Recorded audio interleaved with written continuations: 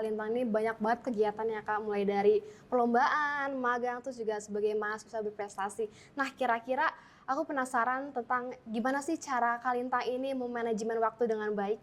Oke, kalau kita bicara manajemen waktu berarti bicara skala ya Kak, skala prioritas. Tentu aku bakal atur sih dengan kayak misalkan nih, aku kasih catatan-catatan kegiatan aku selama ke depan itu akan ada apa aja ya.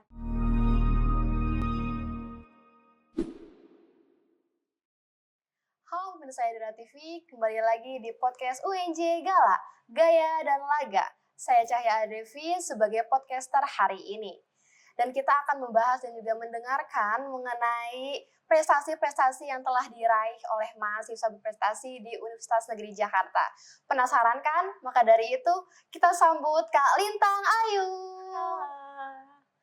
Halo Kak, gimana nih kabarnya pada hari ini? Saat kemarin udah weekend gitu, cukup bikin semangat banget sih. Apalagi ketemu kakak kan sama teman-teman di Edura.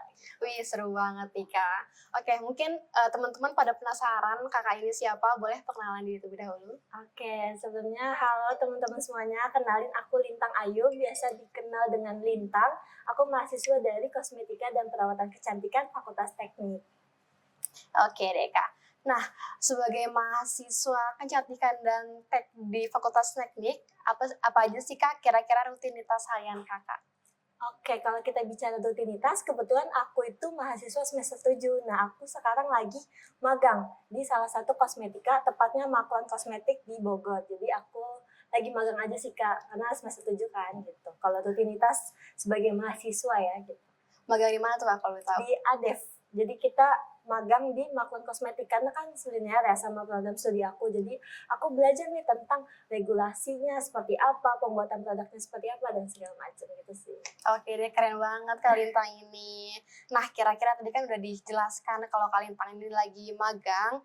Nah, kira-kira selain magang ada nggak sih Kak kegiatan di luar perkuliahan ini? Oke, kalau kita bicara kegiatan di luar dari perkuliahan, kebetulan kan ini bulan Oktober ya. Dan nanti di bulan November nih, mungkin selinear sama yang aku selimpahkan hari ini, karena di November tanggal 1, tepatnya hari Jumat, kita bakal ada sosialisasi Mawapres. Jadi sosialisasi Pilmapres UNJ tahun 2025. Nah, itu nanti bakal ngejelasin terkait teknisnya seperti apa, terus juga gimana sih untuk S1 dan D4-nya seperti apa aja sih yang harus disiapkan dan segala macam. Jadi di bulan Oktober ini nih kita selaku panitia gitu kan mempersiapkan aja sih terkait konsepan, terus juga bagian-bagian pendukung untuk berjalannya acara gitu. Oke, tadi sempat di-highlight kalau kakak ini sebagai mahasiswa berprestasi ya kak. Nah kira-kira di rutinitas tiap harinya itu ada yang menjadi pembeda nggak sih kak? Sebagai mahasiswa berprestasi dan juga mahasiswa yang biasa-biasa aja gitu. Oke, kalau bicara berbeda itu berarti kan POV gitu ya. Aku nggak tahu gitu antara mahasiswa yang lainnya dengan mahasiswa aku. Tapi mungkin aku bisa ngejelasin rutinitas aku aja gitu ya. Jadi kalau misalnya rutinitas aku selain dari kalau misalkan bicara sebagai mawapres gitu ya. Jadi selain dari aku magang, aku juga cukup ngisi beberapa kegiatan gitu di tingkat prodi sampai tingkat fakultas gitu kan. Bahkan sampai tingkat univ. Mungkin sesuai dengan permintaan untuk misalkan ngejelasin gimana sih jadi mawapres dan segala macam. Terus juga selain dari itu, aku ngerti berbagai macam lomba sih, walaupun aku semester 7, tapi aku pengen manfaatin gitu ya sebagai privilege jadi mahasiswa. Karena kan kalau udah lulus gitu ya, kita nggak bisa ikut lomba lagi gitu. Jadi mumpung masih mahasiswa, mumpung masih semester 7, jadi aku coba ikutin beragam lomba-lomba yang masih bisa dibuka aja sih gitu. Jadi nggak bikin aku menutup diri untuk nggak ikut lomba lagi. Justru aku saat aku jadi mawapres, malah aku pengen ikut lomba-lomba terus menerus sih gitu. Oke, tadi juga sempat dibilangin sama Kak Lintang kalau Kak Lintang ini banyak banget kegiatannya Kak, mulai dari perlombaan, magang, terus juga sebagai mahasiswa berprestasi. Nah, kira-kira aku penasaran tentang gimana sih cara Kak Lintang ini memanajemen waktu dengan baik? Oke, kalau kita bicara manajemen waktu berarti bicara skala ya Kak, skala prioritas. Tentu aku bakal atur sih dengan kayak misalkan nih, aku kasih catatan-catatan kegiatan aku selama ke depan itu akan ada apa aja ya.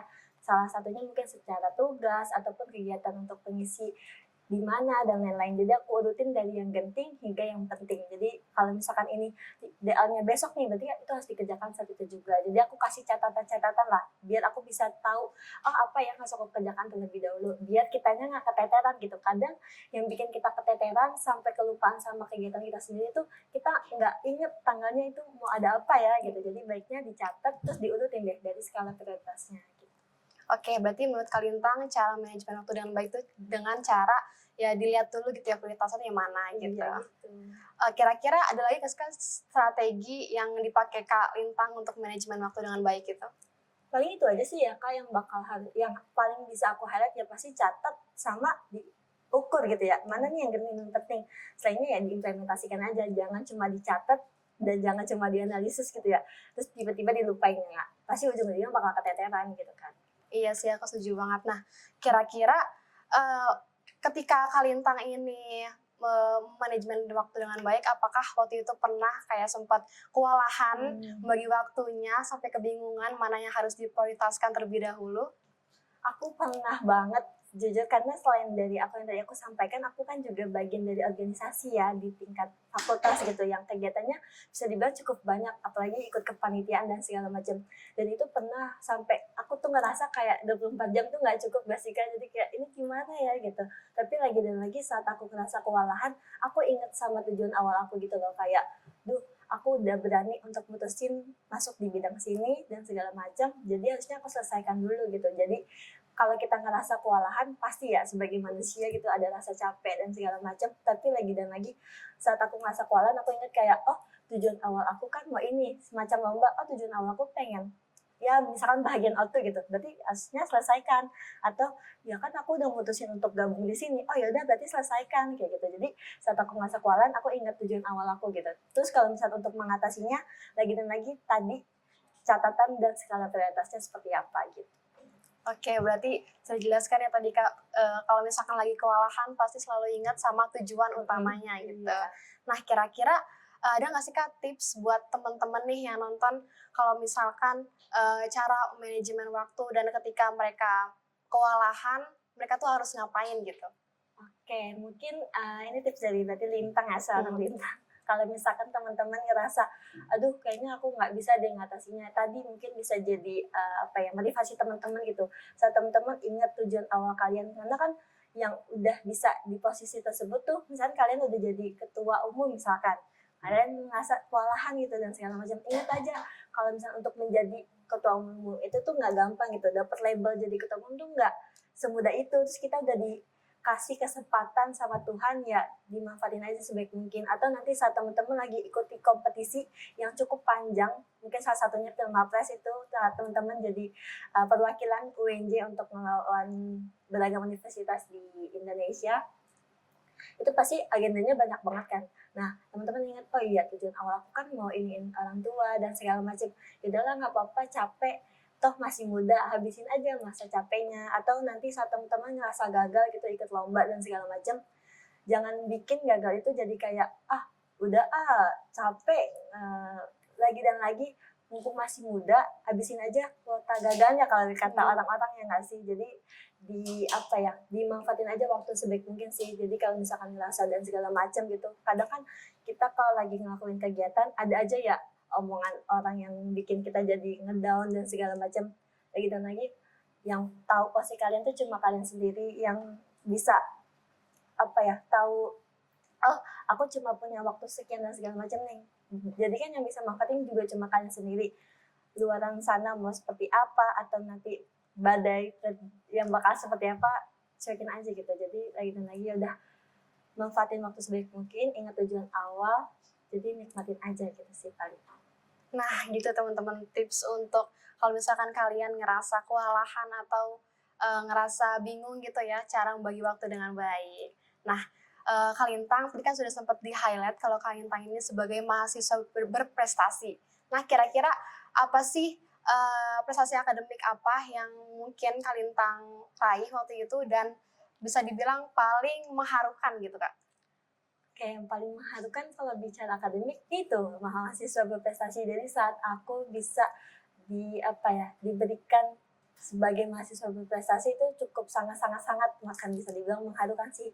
Karena aku merasa kayak kayaknya aku nggak bisa deh gitu. Kayak bisa dibilang mimpi banget gak sih Kak, aku gitu, seorang aku yang aku sebenarnya nggak begitu banyak, nggak ada lomba gitu. Yang kan kalau kita bicara Mawapres lomba ya. Jadi buat teman-teman nih yang pengen ikut jadi Mawapres, bukan ikut sih, pengen coba Mawapres gitu. Jangan takut gitu kalau teman-teman punya prestasi di bidang lainnya, karena kalau kita bicara pengukuran nilai prestasi itu nggak cuma lomba gitu. Jadi saat teman-teman uh, punya kegiatan entah jadi moderator ataupun jadi teman-teman punya hak cipta dan segala macam, itu juga masuk ke bagian prestasi. Jadi saat aku bisa untuk jadi Mawapres itu sangat mengharukan sih Kak. Kayak aku ngerasa oh berarti nggak ada yang namanya mustahil loh, kayak oh berarti semua orang dapat bermimpi loh, siapapun dia backgroundnya seperti apa, berarti ya bisa, semua berasal dari kemauan kita. Kalau kita ngerasa oh, aku mau nih terus langsung ngelakuin, itu berarti bisa-bisa aja kan. Kalau cuma sekedar oh mau terus ya udah gitu, nggak mau usaha untuk cari prestasi lain, nggak mau usaha untuk apa ya, gue mau ngegagas apa ya, karena kan kalau kita bicara Mawapres kita ngegagas ya, S1 kalau gagasan, kalau D4 itu produk. Nah kebetulan untuk Mawapres ini itu kan memberikan produk inovatif, aku tuh pengen banget ciptain produk yang dapat dirasain sama semua orang gitu loh Kak. Suatu permasalahan yang kita hadapi ini, khususnya mungkin wanita gitu ya, punya permasalahan bekas luka gitu kan. Nah aku tuh ngerasa kayak aku kan prodi kecantikan ya, kira-kira apa ya yang bisa aku kasih gitu ke masyarakat umum dengan solusi yang bakal aku kasih. Salah satunya juga terjangkau, karena kalau kita bicara permasalahan tadi itu tuh mengatasinya cukup mahal ya, operasi plastik dan segala macam, laser dan lain-lain. Nah kira-kira apa ya, oh ternyata dari Mawapres pas aku lihat tuh kayak bisa dibilang poster gitu ya, oh itu masih gagasan produk nih, terus aku langsung nge-brainstorming apa ya kira-kira. Nah jadi kayak satu produk aku disukai banyak orang, aku langsung kayak ini sangat mengharukan sih gitu, yang nggak bisa aku lupain bahkan sampai saat ini. Karena dengan aku jadi Mawapres memberikan apa ya, gerbang-gerbang, bisa dibilang gerbang-gerbang ajaib lah ya, aku jadi dikenal sama beberapa pihak, aku juga mungkin diundang sama brand dan lain-lain gitu sih Kak.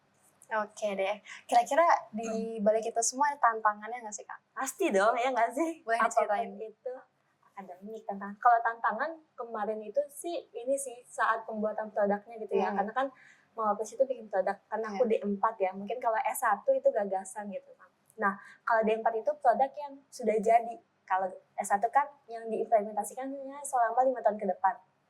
Nah, berbicara jadi, aku harus mencari gitu, gimana ya cara menyelesaikannya.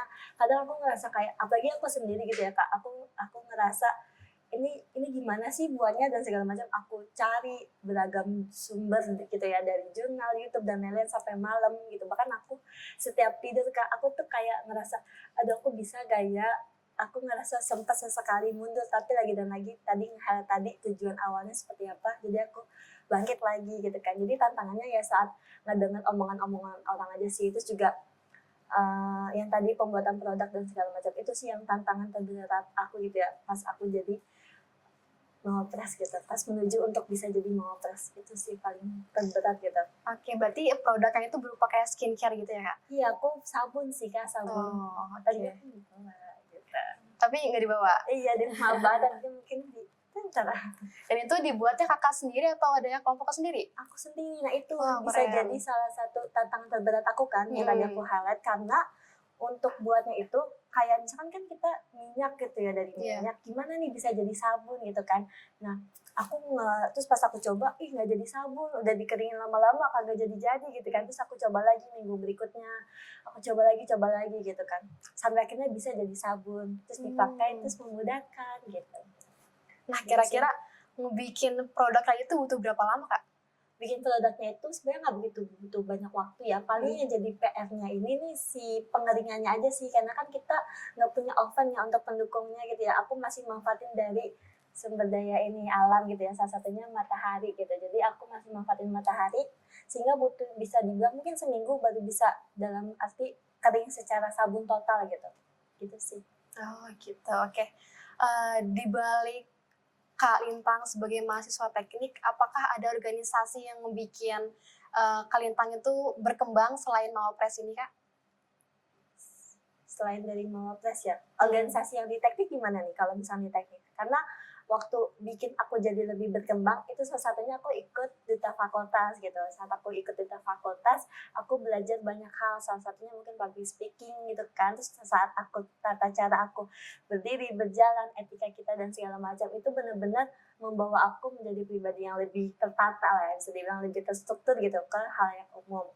Entah saat ketemu dosen dan segala macam, karena benar-benar di duta itu kan kalau kita bicara duta, kakak juga duta kan ya, kalau kita bicara duta kan dia belajar banget ininya ya, penampilan diri gitu. Bahkan saat kita penampilan wajah dan segala macam berbicara jalan itu benar-benar ngelatih aku sih.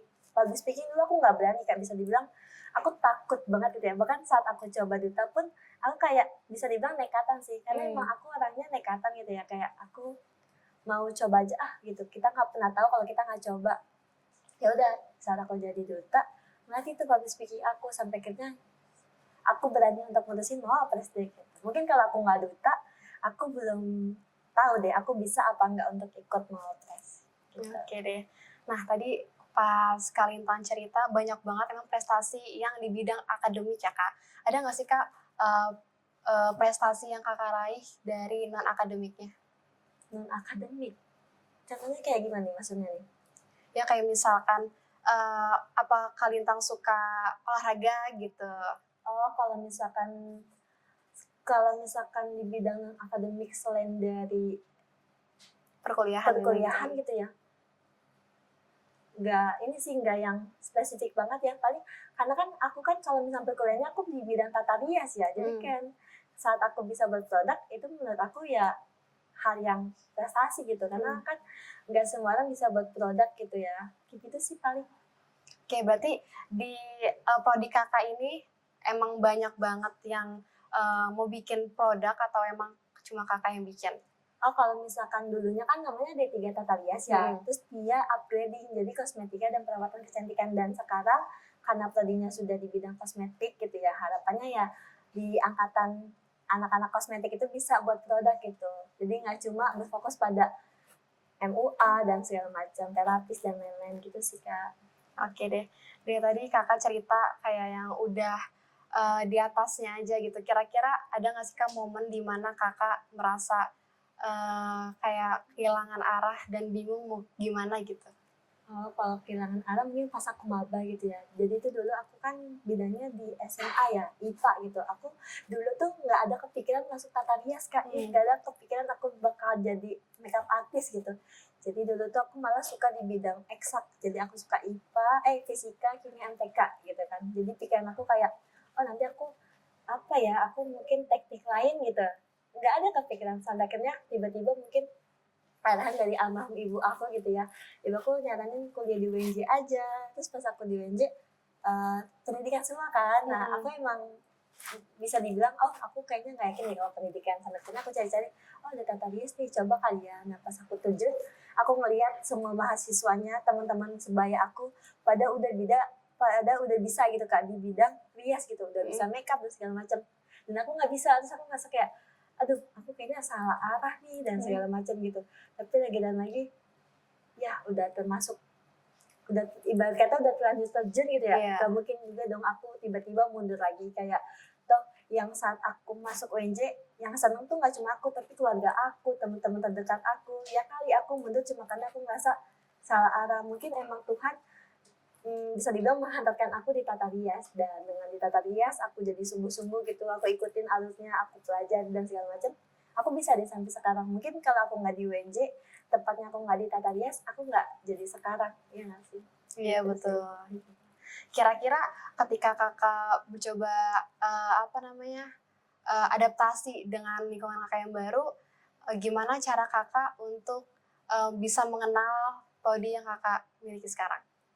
Kalau misalkan cara kita mengenal gitu ya, dengerin kata dosennya sih. Jadi saat aku kan berarti bisa dibilang orang awam ya, aku nggak tahu dunia kosmetika, skincare awalnya gitu.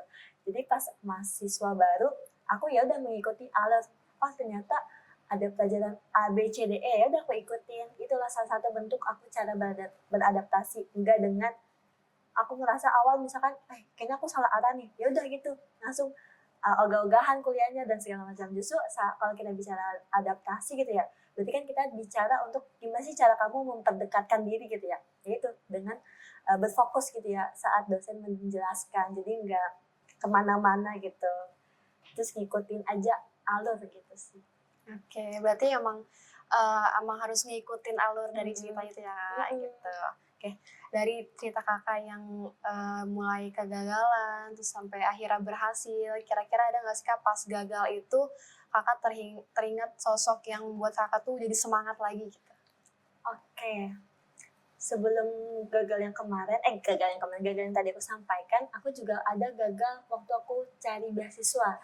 Nah, aku tuh beasiswa coba dari semester 1, 2, 3, 4 kalau nggak salah, itu gagal terus. Sampai akhirnya aku lagi dan lagi ya, aku kan selalu bilang kayak aku nekatan gitu, aku mau coba aja terus, kayak nggak peduli gagal berapa kali, ratusan pun kayak aku bisa bilang nggak peduli lah, mumpung masih muda.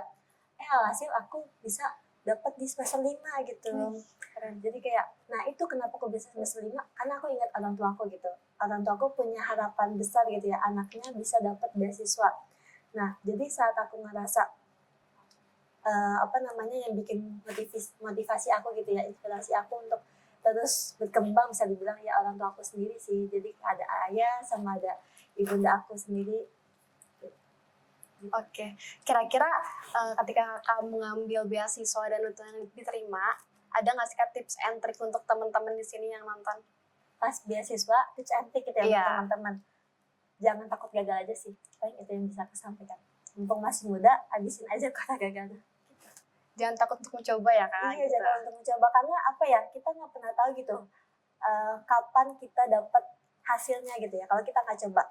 Sama kayak prinsip yang aku yakinin aja sih, kayak waktu itu kan nggak ngikutin kita ya, tapi kita yang ngikutin waktu. Jadi pilihannya cuma dua, mulai atau tidak sama sekali. Jadi mumpung masih punya waktu, mumpung masih punya tenaga yang cukup tinggi gitu ya, kita masih bisa dibilang capek dikit, nangis dikit nggak apa-apa teman-teman, mulai aja. Karena privilege untuk jadi mahasiswa itu nggak semua orang dapat. Iya, betul banget. Nah, kira-kira ketika kakak ngerasa lagi down banget, apa sih Kak langkah pertama yang kakak lakuin itu? Yang pertama, jangan bosan-bosan ya kalau aku bilang tujuan. Karena emang itu benar-benar aku rasain sih.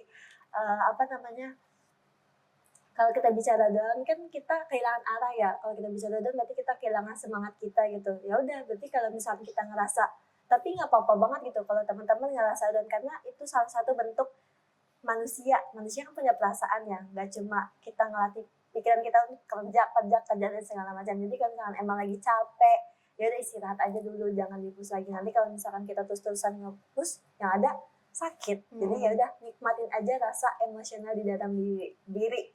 Kalau misalkan rasa emosinya butuh istirahat, ya udah nikmatin aja. Tapi lagi dan lagi ingat lagi, oh besok kita harus ngelanjutin lagi nih ke aktivitas selanjutnya. Oh misalkan aku sekarang capek ya, jadi aku pulang nanti mau istirahat full gitu. Yang biasa dibilang mungkin tidurnya jam 10, aku mau tidur jam 8. Jadi aku tidur aja jam 8 gitu. Tapi besok pas bangun lanjutin lagi aktivitasnya. Jangan sampai rasa ngedan teman-teman jadi alasan untuk teman-teman malas-malasan gitu. Jadi nggak mau berkembang. Jangan.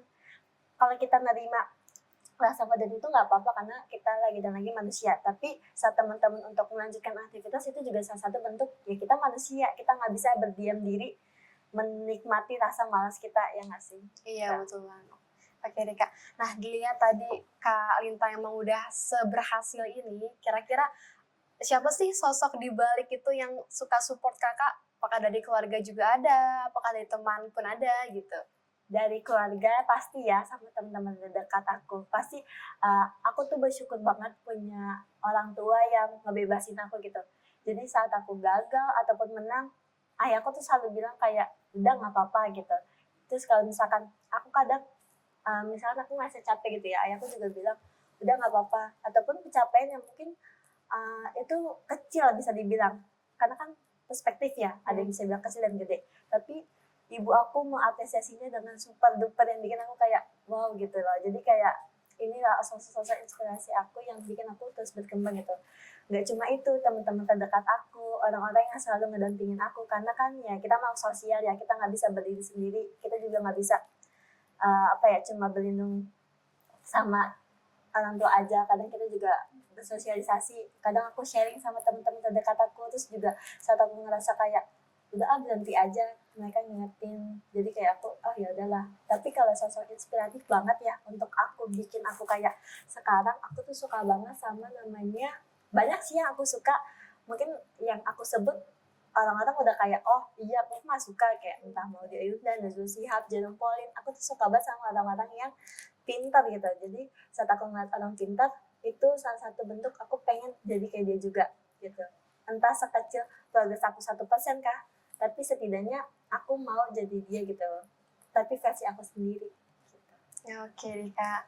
Nah aku penasaran banget nih, kan Kakak bilang kalau pas masuk maba itu Kakak sempat ngerasa mungkin salah jurusan ya Kak. Nah itu aku penasaran banget, gimana caranya Kakak bisa sampai di Mawapres saat ini gitu, bisa meraih prestasi yang mungkin bisa dibilang udah di tingkat UNJ-nya gitu Kak. Salah jurusan kan, aku emang awalnya nggak begitu tertarik ya di bidang ini, karena yang tadi aku bilang aku pengen coba mungkin teknik lain gitu. Nah tapi aku tuh punya mimpi gitu, aku pengen banget buat kosmetika untuk almarhum ibu aku. Nah tiba-tiba ada flyer yang tadi aku bilang bikin produk. Nah dari situ aku jadi kayak oh yaudahlah nggak apa-apa, aku langsung mencari-cari deh. Jadi yaudah nggak apa-apa. Terus juga selain dari itu semester 1 yang mungkin aku mikir kayak oh aku ngapain ya di sini, jadi aku cari les private gitu loh. Aku ngeles private MTK, fisika, kimia gitu kan. Tapi selain dari itu ternyata aku jadi makeup artist di semester 1. Teman-teman aku percaya sama skill aku, jadi aku ngerasa kayak oh apa yang dulu aku pikir bukan bidang aku, ternyata Tuhan taunya ini bidang aku loh. Jadi kayak nggak apa-apa, aku jadi dapet double kill gak sih, aku bisa les private emang yang aku sukai, matematika dan segala macam, tapi aku juga bisa mengimplementasikan ilmu yang dulunya mungkin aku nggak tahu aku bisa di bidang sana gitu. Dan malah jadi menghasilkan uang kan, bisa ngebantu aku untuk memberikan persiapan di prodi aku. Karena kan kalau prodi aku tuh cukup banyak hal yang harus dipersiapkan ya, kayak entah perawatan A, B, C, D gitu kan, dari kita juga kan. Jadi itu salah satu bentuk yang ngebantu juga kan kalau kita jadi makeup artist. Terus pas kedua juga masih makeup artist dan seterusnya sih gitu. Oke. Tadi juga sempat di-mention sama Kak Lintang kalau teman-teman Kakak juga support banget sama Kak Lintang sampai saat ini. Dan kira-kira aku penasaran banget, kira-kira tuh circle pertemanan menurut Kak Lintang itu sepengaruh gitu nggak sih Kak untuk karir kita ke depannya? Sangat banget. Kenapa tuh, Kak? Banget. Kalau misalnya kita bicara circle itu kan lingkungannya, dan ini tuh bisa dilihat aja ya, pokoknya yang sangat ngebikin Anda berubah itu lingkungan. Mungkin bisa dibilang 60% tuh orang terbentuk dari lingkungannya, gitu kan. Nah, aku sangat-sangat ngerekomendasiin kalian untuk punya circle yang selinear, sevisi gitu. Jadi kalau kamu suka di bidang penulisan, cari teman-teman yang suka di bidang penulisan. Kalau kamu suka teman-teman yang di bidang bisa dibilang olahraga, cari teman-teman yang di bidang sana. Suka teman-teman yang berpetualang, cari juga. Karena saat kalian berada di circle tapi kalian beda sendiri, kalian lebih susah untuk bergerak. Iya, itu betul. benar-benar relate banget sih. Aku pernah ngerasain gitu. Jadi aku tuh orangnya suka berpetualang, aku suka cari ini tuh. Tapi teman-teman aku mungkin bisa dibilang belum ingin ya, bisa dibilang belum ingin. Jadi aku kadang suka ya udah terobos aja sendiri. Tapi kan ada juga mungkin beberapa yang nggak bisa terobos kayak aku gitu. Ada yang kayak aduh teman-teman aku nggak mau, udah aku nggak mau. Nah mumpung masih baru mungkin ya, maba-maba kan masih baru ya. Cari teman-teman yang sevisi aja gitu. Kalau teman-teman pengen berprestasi gitu, cari yang emang pengen ikut-ikut lomba dan segala macam. Tapi kalau teman-teman pengennya ya udah di rumah aja, ya udah nikmatin aja sama circle yang mungkin emang pengen di rumah aja. Karena emang circle itu sangat-sangat mempengaruhi progres kalian ke depan sih. Kecuali kamu orangnya emang nggak peduli gitu. Oh, ya udah aku mau temenan aja. Tapi kalau terkait aku bakal kayak gimana, ya udah aku jadi diri aku sendiri aja. Aku tetap mau untuk berpetualang dan segala macam. Jadi circle nggak mempengaruhi aku kok Kak. Ya nggak apa-apa. Tapi kita balik lagi. Banyak juga orang yang bergantung kan, bisa dibilang. Jadi ya udah, mumpung biar nggak tahu, maksudnya bisa dibilang biar nggak nanti kerepotan. Gimana nih cara ngestopnya dari awal aja. Circle-nya bentuk dari apa yang kalian mau gitu. Oke deh, berarti emang circle pertemanan itu berpengaruh banget ya Kak dengan karir kita, biar kita tuh bisa berkembang lebih baik gitu. Oke, nah pertanyaan yang terakhir nih Kak. Boleh, apa tuh? Kira-kira ada nggak sih Kak pesan-pesan yang ingin Kak Lintang sampaikan kepada teman-teman lain untuk bisa berprestasi gitu? Prestasi, aku kutip aja kali ya. Kalau kata kalau kata siapa nih? Pokoknya ada katanya tuh gini, pemenang itu buat orang yang tidak pernah pantang mencoba. Jadi lagi dan lagi ikuti aja segala hal yang kalian punya, dapat kesempatan apapun dicoba aja, terus juga nikmatin aja proses gagalnya karena mumpung masih muda, terus juga hadapi aja semua tantangannya karena privilege untuk jadi mahasiswa itu nggak semua orang dapetin. Oke, terima kasih banyak Kak Sama-sama, Lintang makasih juga, Kak. udah mau ngobrol-ngobrol bareng sama kita di sini. Oke, teman-teman, sekian podcast UNJ Gala, Gaya dan Laga. Saya Cahya Adrevi, sampai jumpa di podcast selanjutnya.